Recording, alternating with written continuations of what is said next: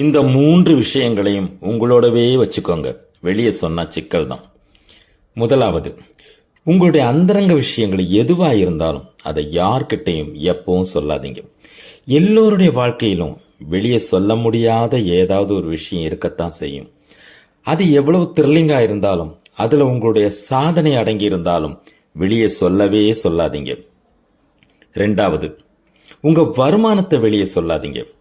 நீங்க எக்ஸ்ட்ரா சம்பாதிக்கிறதெல்லாம் மற்றவங்களுக்கு தெரியணும்னு அவசியம் இல்லை. எல்லாத்தையும் விட முக்கியம் உங்க சேமிப்பு என்ன, இப்ப எவ்வளவு உங்க கையில கேஷ் இருக்கு, அதை வெளியிடவே கூடாது.